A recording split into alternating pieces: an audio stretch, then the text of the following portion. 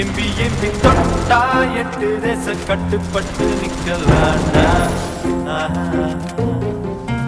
அடிச்சா வச்ச குறி சிக்கணுமையோ, குடிச்சா சமுத்திரம் மட்டணுமையோ, நினைச்சா நினைச்சது